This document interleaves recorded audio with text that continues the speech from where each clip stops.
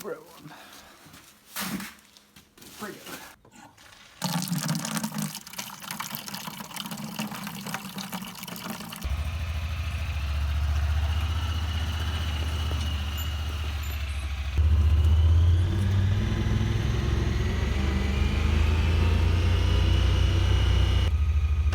We're on official piglet watch now. So on Saturday morning, going to go feed the pigs. Merida is actually due tomorrow, so we're going to see how that works out. Have you ever noticed on movies when they have somebody in the passenger seat and they're talking, they don't even have to look at the road, they can just drive and not have to worry about road anything? Ah!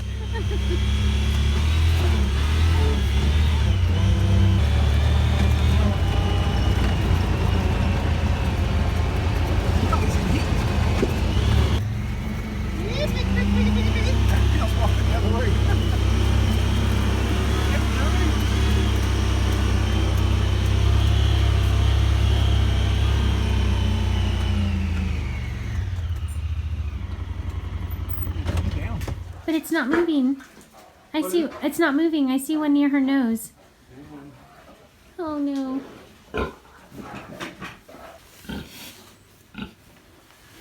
How many do you see?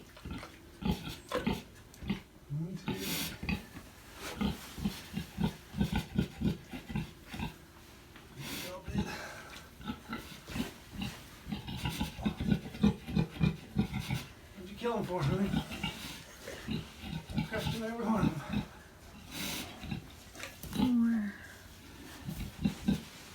Is that 5? One more over there, I can't reach.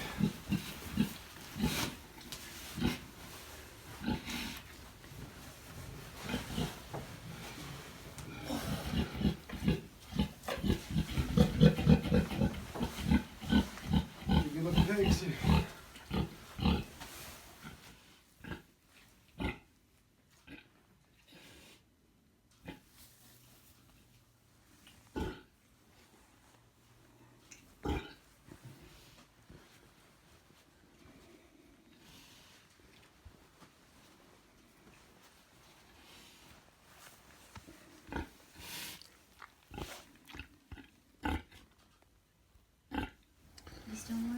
No, he moved around quite a bit. His umbilical cord is gone, so he was alive for a bit. Looks like they all were. She, this is a female. It's a male. Female.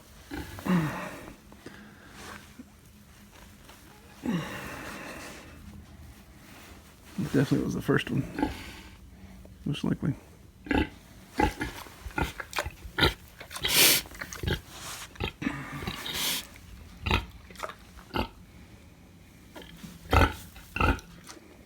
Trying to get it, girl.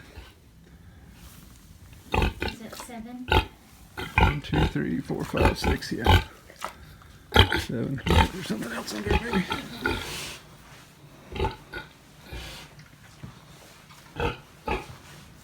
Center.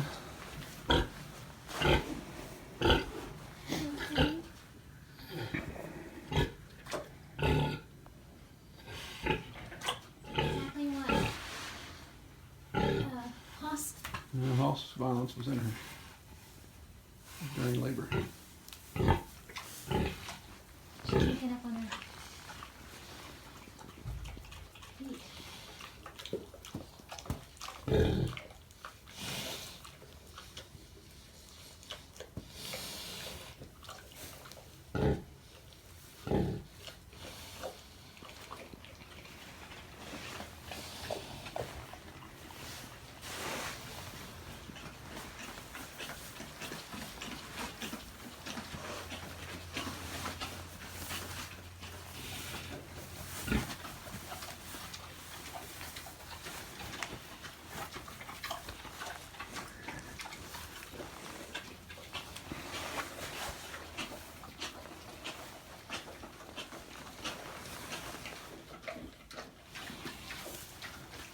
Is a small litter for her.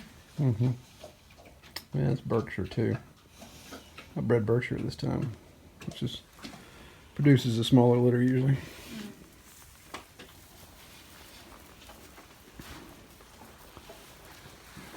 Yep. You weak girl? We're not doing too good. The old pig world. All right, well, a day of anticipation and excitement has turned, as we should say, into a day of daggone it. So, as you saw in that video there, as we got up here, we saw that Merida had farrowed last night, and she had 7, and they looked viable, but they are all dead. Looks like there was some movement in them. They're out of their sacks. The first couple are actually, dry. So she either crushed or they just died. So we're not sure.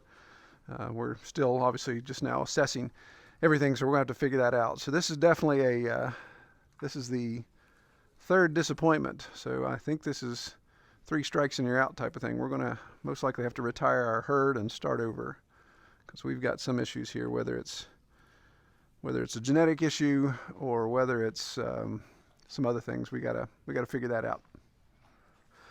All right, so day has passed. It's day 2. Kind of doing a post-mortem of the situation. Bit of a drag, obviously. Attitude's improved a little bit since yesterday.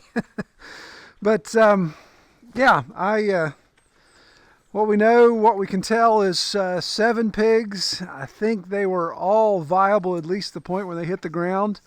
All 7 were out of their sack or partially out of their sack. The last one I found, may not have been the last one birth-wise, still had some of the sack attached to the bottom of its body, bottom leg, so it may not have been as viable. Some of them completely dry, completely out of the sack. Even the umbilical cord had already broken free from the umbilicus there at the stomach. So I think they were moving around. She's obviously, the way we could see that they were kind of pushed up out of the nest, she'd obviously had some, got up, laid back down on them, got up, pushed them out of the way, laid down, had more, done that multiple times, I guess. It's the best I can tell. Yeah, obviously a real drag. In these situations, you constantly second guess yourself. I was really, really pumped on having our pigs farrow actually in a building versus out in the pasture in the cold and the rain like they always do. We always have issues with that. So I thought this was going to take care of that. She may have been stressed out by being locked up, although she was locked up Wednesday, Thursday, Friday. So Friday night she had them. So 3 days of being locked up. Those 3 days she really wasn't showing any stress. She was pretty chill, actually. Wouldn't get freaked out with me being in there, let me rub on her, all that type of stuff. So not really showing stress there. Could have been the issue that these other pigs were bedded down right beside her when she was farrowing. Again, they usually like to try to get away from one another. She's one of the more dominant, so I didn't worry about that, but maybe I should have. That being said, as you guys have followed the channel, obviously the issues that we've run into, I've pretty much come to the conclusion of taking the day to think about it, to pray about it, and I think we're going to go ahead and just retire everybody. Abigail's in heat right now. Going to retire everybody in the herd, all 4, and I think we're going to start new. One issue that I've always had in the back of my mind is these are commercial grade breeds. These are the typical large production, mass production CAFO type pigs with the Hampshire and the Duroc mix there. Looking at possibly getting over into more pasture varieties, heritage breed, that type of thing. So we may try our hand at that. So I'm looking at that right now, and we'll see. Obviously, if I retire these girls, I got to figure out how I'm going to do it. This one's getting a bit old, so obviously not the best to process, and a lot of money in processing these hogs if I take them somewhere to be done. If I process them myself, obviously I can't resell them, and that creates a lot of product that I have to tend and obviously consume on my own. If I took them in, at least I could sell the sausage and the bacon off of them and hopefully recoup some of my processing costs. You're looking at these 4 hogs the size that they are, you're looking at almost $1,000 to process them.